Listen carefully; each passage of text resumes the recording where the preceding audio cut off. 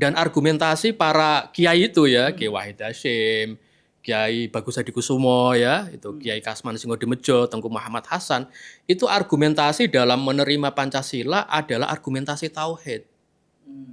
Jadi kalau antum ingin mengharamkan Pancasila, itu sama dengan mengharamkan tauhid gitu loh. Hadis tentang sila kerakyatan itu ada, ya. Qala Rasulullah sallallahu alaihi wasallam, ya, ma min abdin yastar'ihillahu ra'iyatan yamutu wa huwa ghashin li ra'iyatihi harramallahu alaihil jannah. Barang siapa orang yang diberikan Tuhan kekuasaan, yastar'ihillahu ra'iyatan yamutu wa huwa ghashin li ra'iyatihi, gitu ya. Lalu kemudian dia meninggal, ya, dalam kapasitasnya sebagai pemimpin yang zalim kepada rakyatnya. Zalim itu berarti kan tidak merakyat, mendolimi rakyat. Berarti apa? Apa namanya, Mas? Melanggar sila kerakyatan di dalam Pancasila.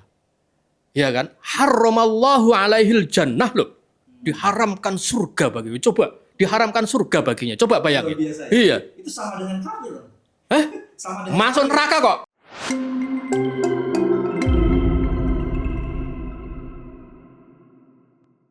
Halo sahabat Jaga Asa, kembali berjumpa di Jaga Asa Podcast.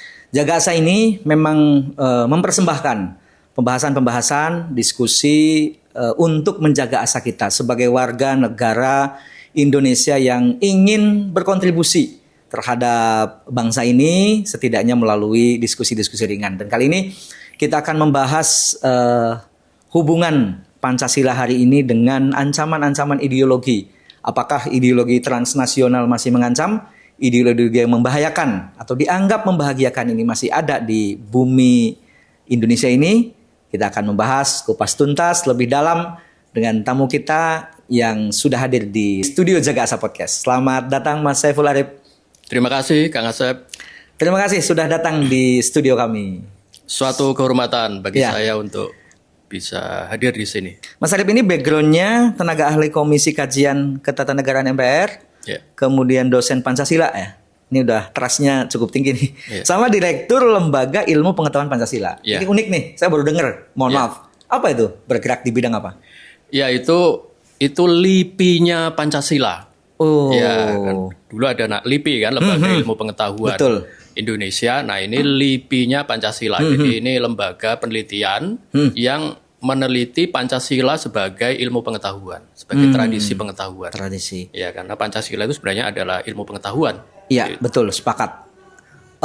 Ngomong-ngomong soal Pancasila hari ini, tentu dari waktu ke waktu Pancasila ini akan terus relevan begitu Mas ya. Mas Arif juga kan membentuk lembaga ini tentu berdasarkan kajian. Tidak mungkin pakai kajian Pancasila kalau ini hanya isu sesaat begitu ya. Mesti ini isu yang akan terus bisa diperbarui begitu ya. Nah, saya kalau baca Mas di beberapa artikel hari ini rasa-rasanya ideologi-ideologi yang dianggap mengancam, ideologi transnasional, pemboman, teroris itu cukup turun landai begitu. Nah, pertanyaan yang jadi dasar saya, apakah memang benar-benar turun atau bahkan mungkin sebaliknya? Iya, kalau dilihat dari aksi terorismenya ya, aksi terorisme dalam artian misalnya aksi pengeboman ya, lalu bom bunuh diri gitu ya. Ya tentu berarti ini turun ya, trennya turun kan Kang Asep ya gitu. Dan kita patut bersyukur ya karena tren itu kemudian turun, dan oleh karena itu misalnya kita patut mengapresiasi program deradikalisasi ya yang dilakukan oleh BNPT ya, lalu kemudian Polri ya, Densus 88 gitu ya.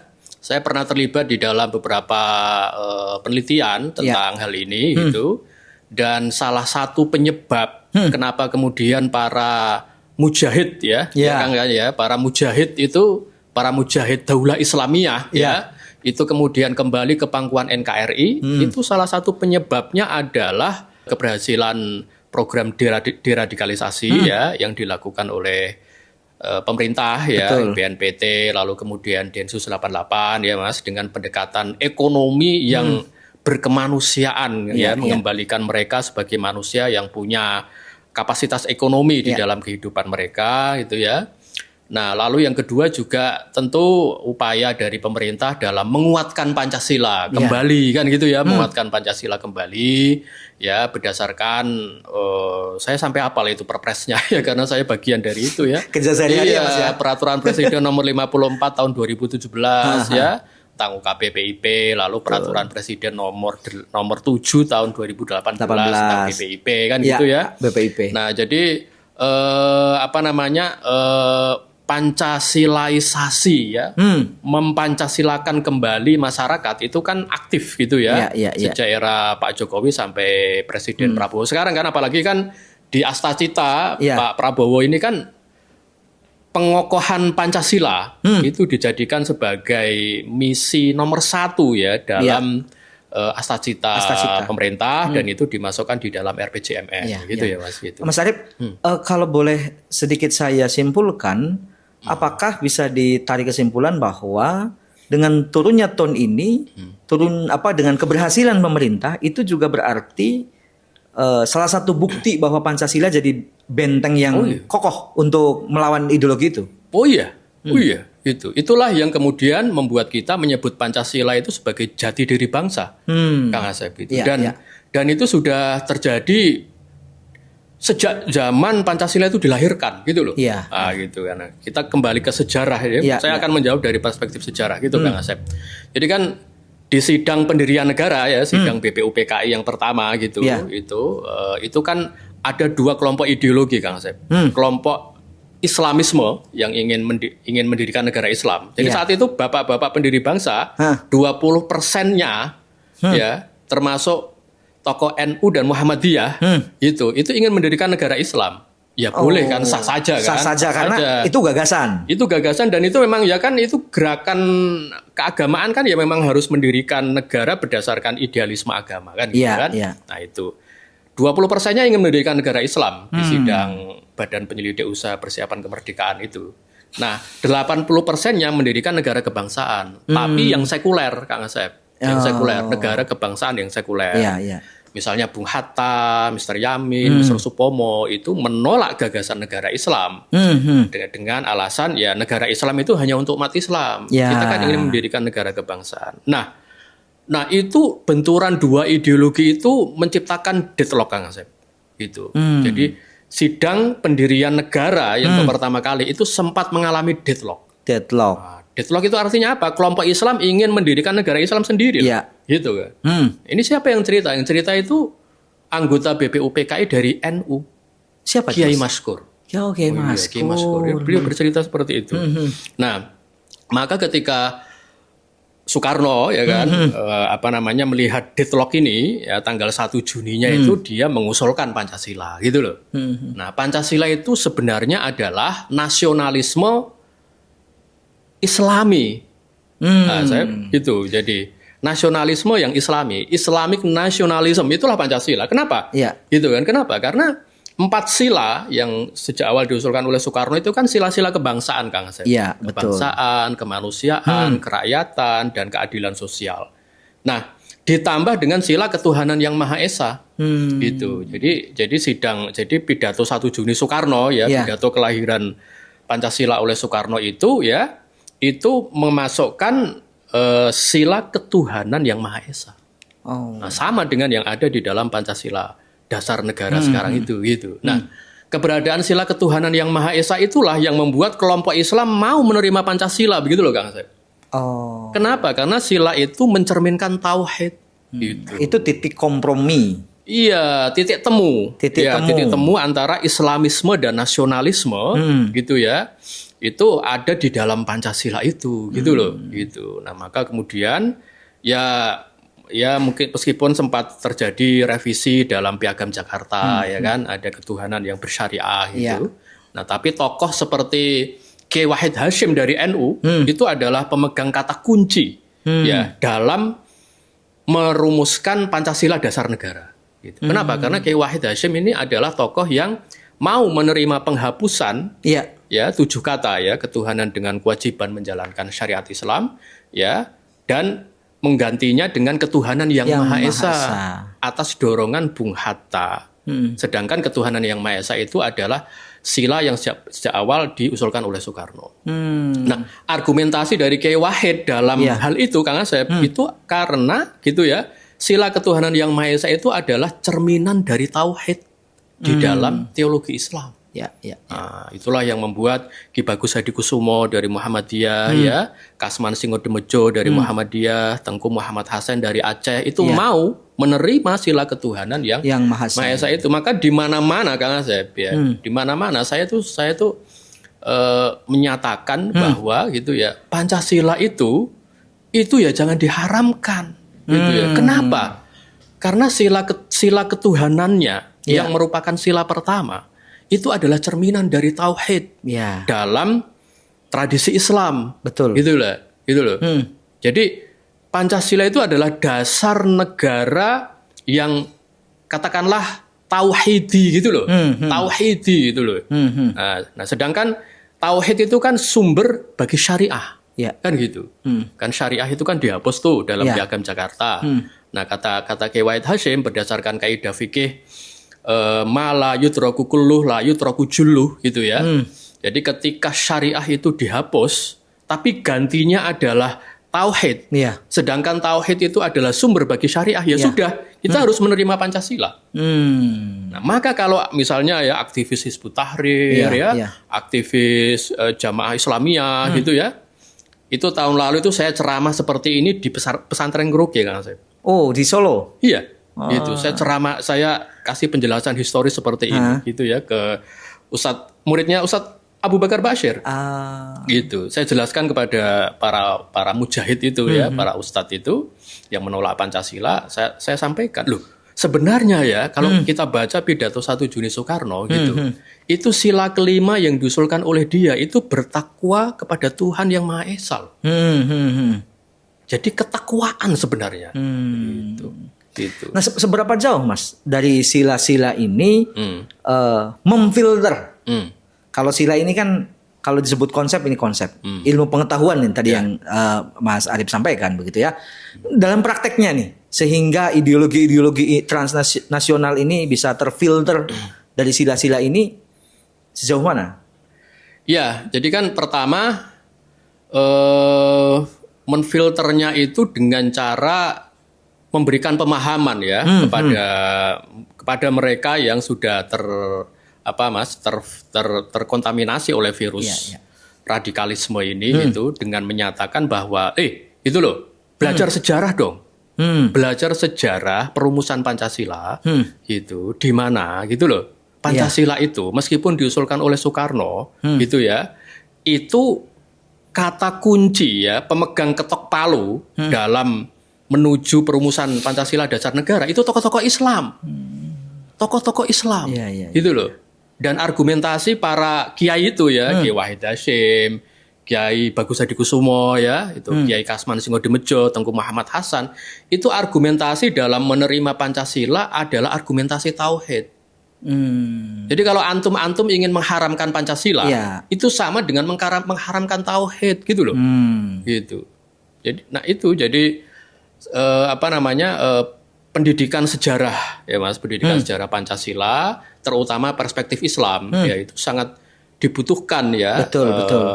Terutama kepada muslim terdidik ya tapi awam agama. Yang kemudian bisa memahami agama ini dari kulit luarnya saja. Nah, tadi Kang Asep bertanya seperti apa proses filterisasi ya Pancasila terhadap ideologi-ideologi ini gitu ya. Nah, salah satunya adalah keberadaan gerakan Islam moderat ya di Indonesia yang merupakan mayoritas. Betul. Kan gitu, Mas. Ada ya kan? NU, Muhammadiyah, Muhammadiyah ya, lalu kemudian Sarekat Islam. Ya kan?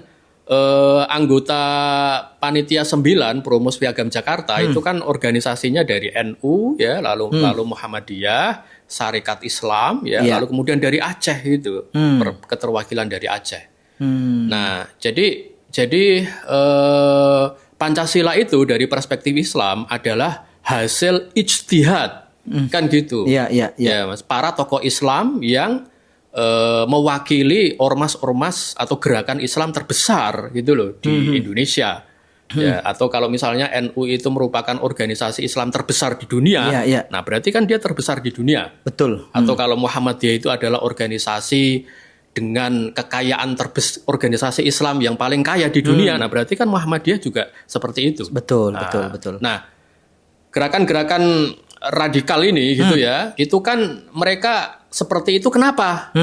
Ya pertama mereka bukan pelaku sejarah pendirian negara Iya. Indonesia, sehingga mereka tidak memahami itu loh, Iya, Kang Asep, logika berpikir dari tokoh-tokoh Islam dalam merumuskan Pancasila. Iya, iya. Nah itu yang pertama. Lalu yang kedua ya karena mereka nggak punya darah Indonesia kan begitu kan? Sense of belongingnya nggak ada ya? Iya kan mereka lahir dari Palestina, Iya. dari Yordan, dari Mesir gitu kan. Konteks politiknya kan berbeda dengan Betul, Indonesia. betul. Gitu. Nah itu kalau mau dipaksakan di Indonesia ya nggak bisa dong kan gitu. Gitu. Nah di era globalisasi mas, yang seolah kita tidak ada batas begitu ya, baik penyebaran informasi, kemudian hubungan antar manusia, hubungan antar negara begitu. Bagaimana relevansi Pancasila untuk menangkal ideologi yang mungkin bisa masuk ke Indonesia? Iya, salah satunya seperti yang saya sampaikan seperti ini ya, Kang Asep ya. Jadi kita itu tidak hanya menjelaskan Pancasila sebagai dasar negara yang berangkat dari ide nasionalisme, gitu loh. Jadi kita itu tidak hanya bisa mengenalkan Pancasila sebagai nasionalisme, gitu. Tapi juga harus mengenalkan Pancasila itu sebagai kalau dalam konteks ini ya Islamic nationalism. Jadi kita harus menjelaskan nasionalisme yang ada di dalam Pancasila itu dengan pemikiran Islam gitu loh. Oh iya. Dengan tradisi Islam gitu ya. Makanya buku saya yang keempat tentang Pancasila itu tentang Islam, Pancasila dan Maqasidus Syariah. Jadi saya menjelaskan Pancasila itu sebenarnya inline dengan tujuan utama dari syariah Islam. Gitu. Kenapa? Karena Pancasila itu adalah norma dasar hukum nasional, hukum modern. Nah, sedangkan Maqasidus Syariah itu adalah sama ya, norma dasar bagi hukum Islam. Iya, iya. Nah, itu ketemu gitu. Sebenarnya udah kita clear. jelaskan itu. Clear Mas ya. Ya. Kalau Sebenarnya pihak-pihak yang mungkin sebelumnya mempertentangkan itu boleh jadi tidak mau mempelajari, tidak mau memahami atau tidak mau paham. Ya, karena sudah tercuci otaknya ya, sudah tercuci otaknya memahami bahwa Islam itu ya, kalau saya kan santrinya Gus Dur ya Kang Asep ya Gus Dur itu kan pernah sering bilang bahwa yang dimaksud dengan udkhulu fis-silmi kafah itu apa gitu loh. Masuklah ke dalam Islam secara kafah, secara menyeluruh, secara total, secara komprehensif itu apa maksudnya? Apakah semuanya harus diislamkan? Gitu kan, negara harus diislamkan ya kan, politik harus diislamkan ya, sampai jenggot harus diislamkan ya kan, celana harus diislamkan kan gitu kan, Kang Asep kan ya kan, apalagi ya kan kopi harus diislamkan ya kan gitu kan. Apakah seperti itu kata Gus Dur kan gitu? Ada plesetan kolam renang juga harus diislamkan nih. Kayak gimana itu ya? Nah, kata Gus Dur kan yang dimaksud udkhulu fis-silmi kafah itu Islam dalam arti berserah diri, keselamatan dan terutama perdamaian. Gitu. Karena tujuan Islam sejatinya adalah itu mana damai gitu ya. Nah ini Mas, adakah kekhawatiran kalau boleh dibilang kekhawatiran begitu ya dengan penyebaran informasi yang hari ini masif melalui media sosial? Di tengah dangkalnya tadi yang Mas Arif bilang, orang mempelajari ilmu agama masih dangkal nih, tetapi dia mau belajar tapi dengan media, dengan kalau ini Mbah Google lah begitu ya, mencari informasi-informasi yang tidak bisa dipertanggungjawabkan. Ancamannya sejauh mana, Mas? Ya ancamannya besar ya, Kang Asep ya, ancamannya besar ya. Ini satu sisi ini berkah ya, misalnya AI itu kan Betul. keberkahan tersendiri, kita bisa dibantu ya oleh AI dalam bekerja, dalam mencari informasi, termasuk mencari pengetahuan juga kan gitu. Iya, betul. Nah, tapi AI itu kan punya keterbatasan tuh, kan gitu Iya, kan, iya. gitu kan. Misalnya Kang Asep ini ahli tentang Pancasila. Betul. Ya, ahli tentang Pancasila. Buku Kang Asep itu banyak sekali tentang atau bagus sekali tentang Pancasila. Nah, tapi belum ada yang menulisnya di internet.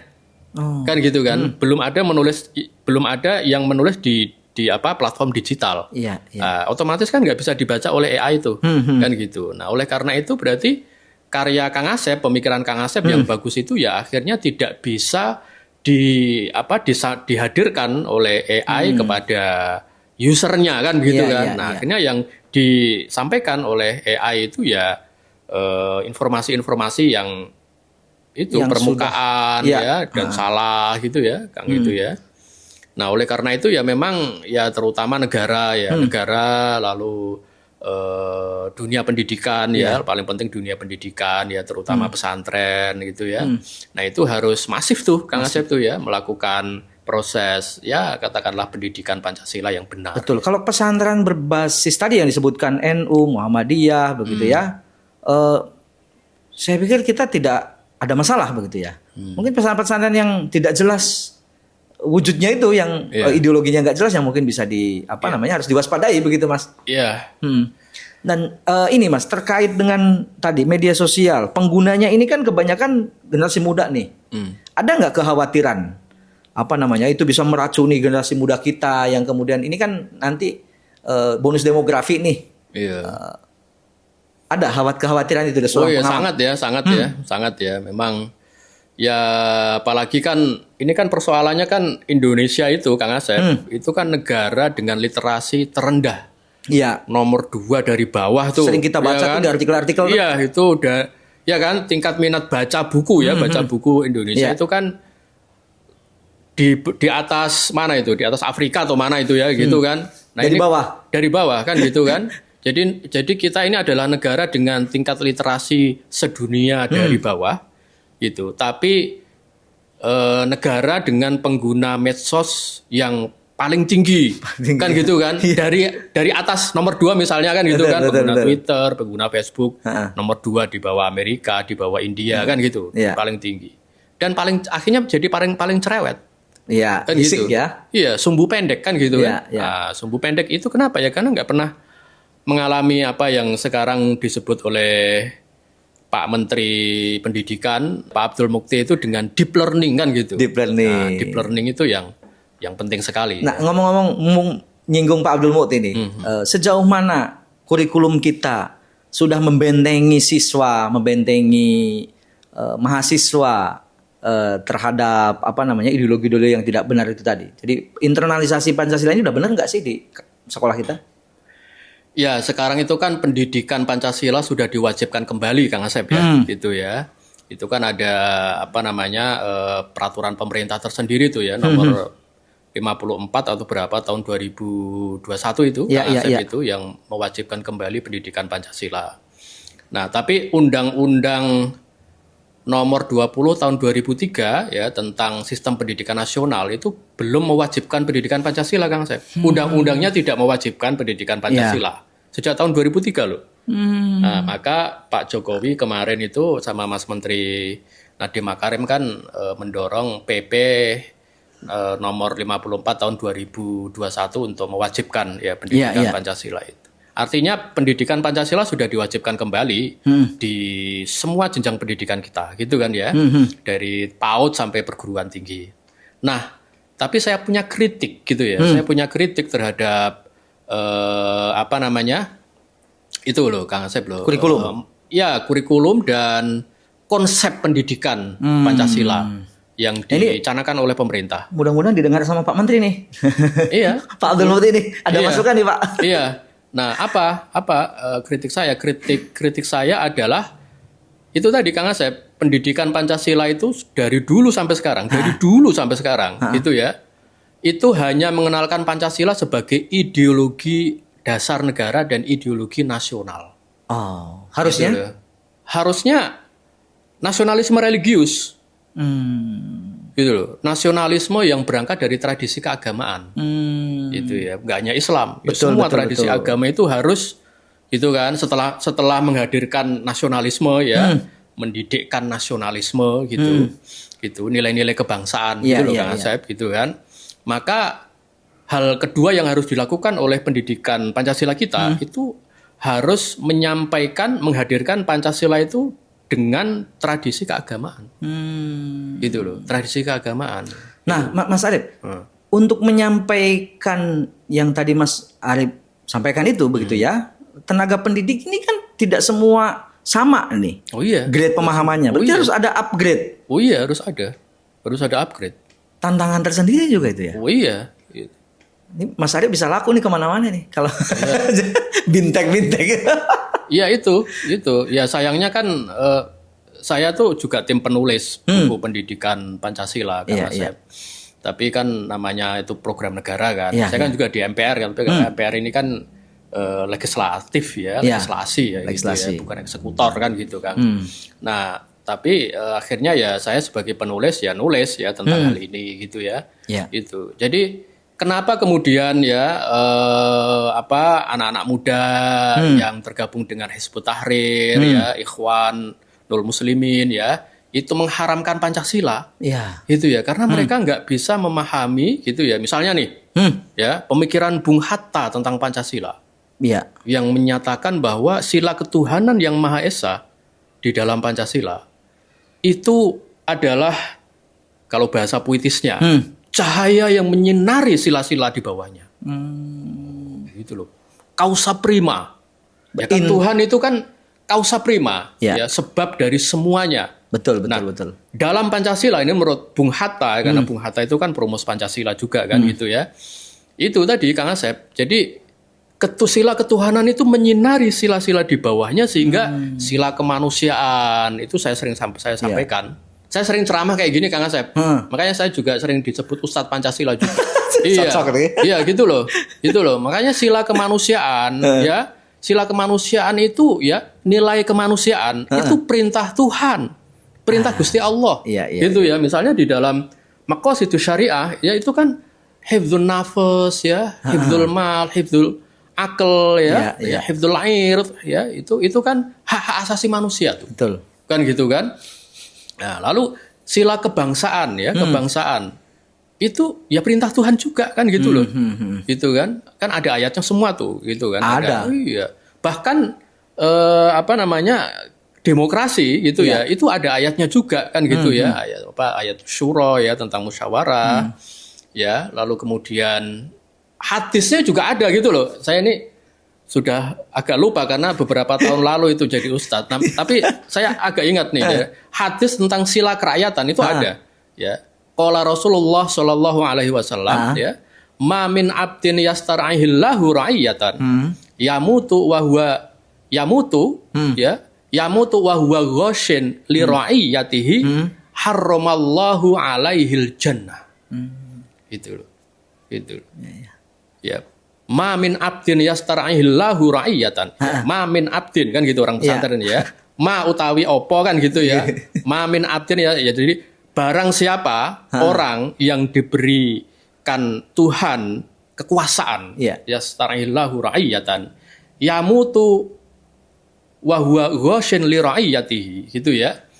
Lalu kemudian dia meninggal. Ya. Dalam kapasitasnya sebagai pemimpin yang zalim kepada rakyatnya. Zalim itu berarti kan tidak merakyat.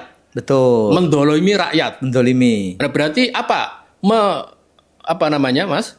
Melanggar sila kerakyatan di dalam Pancasila.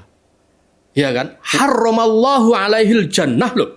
Diharamkan surga baginya. Coba, diharamkan surga baginya. Coba bayangin. Luar biasa ya. Iya. Itu sama dengan kafir dong. Sama dengan masuk kafir. neraka kok. Masuk neraka kan. Gitu loh. Ngeri juga itu Mas. Barang siapa pemimpin yang melanggar sila kerakyatan di dalam Pancasila kan gitu.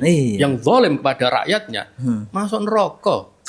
Kayak gitu tegasnya kok masih disebut kurang Islami Pancasila. Nah iya kan gitu. Siapa? Sila kelima tuh keadilan sosial. Kan gitu kan? Ya, surat Al-Maun tuh. Kan gitu kan? Nah itu. Tuhan menghardik orang yang apa namanya rajin sholat tapi cetil ya pelit dengan orang miskin. Nah itu kan kesatuan antara sila ketuhanan dengan sila keadilan sosial, gitu loh Kang Asep. Komplit sebenarnya. Nah gitu itu, nah penjelasan seperti ini nih masih jarang ya dilakukan betul. oleh negara ya.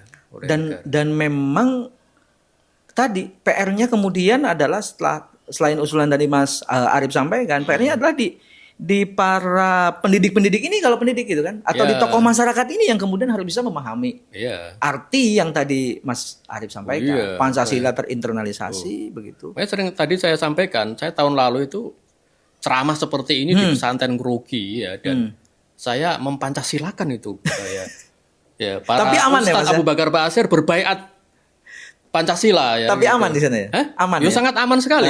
Gitu ya. Karena ya apa? Ya itu tadi penjelasan saya itu bukan mengada-ada gitu. Penjelasan saya itu sesuai dengan fakta sejarah. Betul. Nah, salah satu itu tadi Kang Asep ya, salah satu apa namanya kekurangan ya, kelemahan di dalam penjelasan sejarah Pancasila gitu yang dilakukan oleh banyak orang gitu ya. Itu apa? Itu tidak mampu menghadirkan fakta historis tentang peran para tokoh Islam ya di dalam perumusan Pancasila dan tidak mampu menjelaskan argumentasi Islam yang dikembangkan oleh para tokoh Islam itu dalam merumuskan Pancasila begitu loh. Nah, itu nanti di buku saya yang akan terbit betul. Dan ini ya harusnya jadi PR juga nih bagi BPIP nih yang jadi punggawa.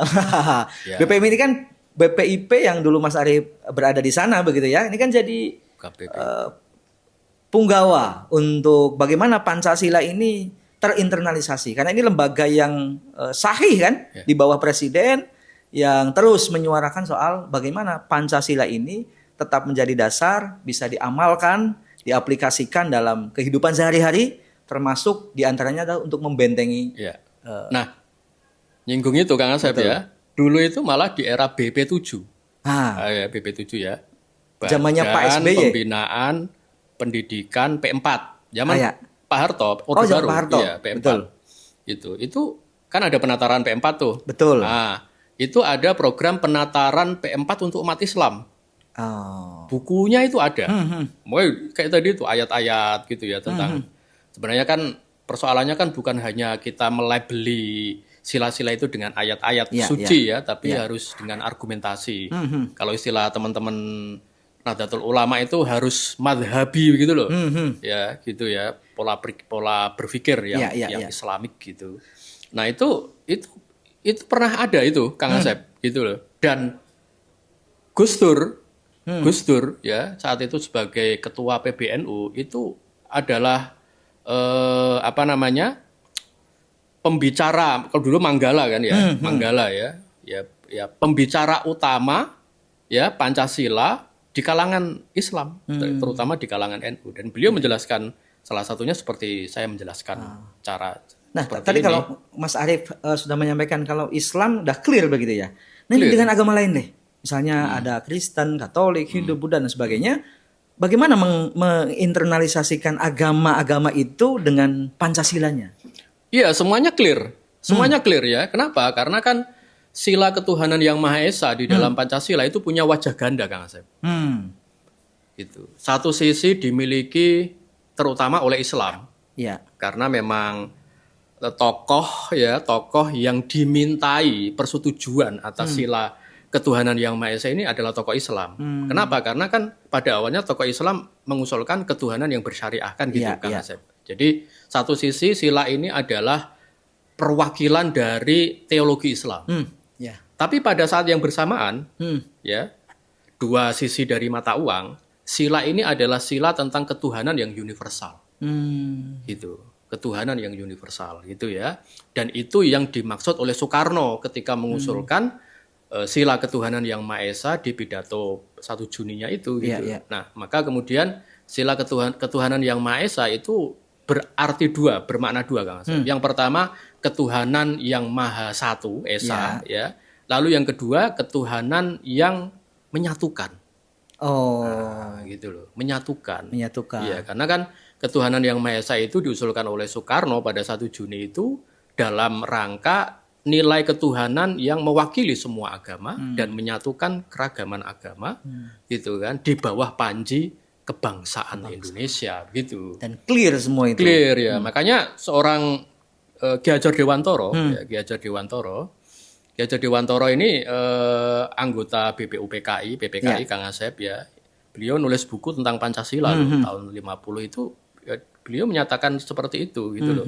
Jadi ketuhanan yang Maha Esa itu ya mewakili semua agama gitu ya. Bahkan tradisi agama non samawi gitu ya, agama non samawi gitu ya. Karena kan ketuhanannya itu ya bersifat universal. Universal begitu. Jadi clear sebenarnya. Clear. Jadi tidak semua agama itu memiliki hak ya untuk sila ketuhanan itu. Sila ketuhanan. Jadi Pancasila sebagai dasar negara clear, tidak ada pertentangan dengan ideologi apapun begitu ya.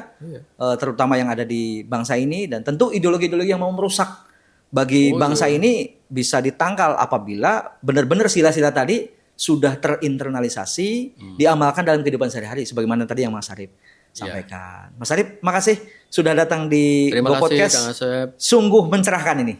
Saya sampai terpesona dengan penjelasan-penjelasan Mas Arif, dan mudah-mudahan bisa bermanfaat. Untuk sahabat Jaga Asa, demikian tadi obrolan kami dengan Mas Arif terkait dengan bagaimana Pancasila bisa jadi benteng untuk melawan ideologi-ideologi yang akan merusak bangsa ini. Dan pada kenyataannya sudah terbukti sampai hari ini, sejak Pancasila dilahirkan, Indonesia tetap ada, dan ideologi-ideologi yang mau merubah bangsa ini menjauh dan bisa ditangkal dengan benteng Pancasila. Kita punya pusaka yang namanya Pancasila. Sampai jumpa di episode berikutnya. Tetap menjaga asa kita untuk menjadi Indonesia maju. Terima kasih. Sampai jumpa.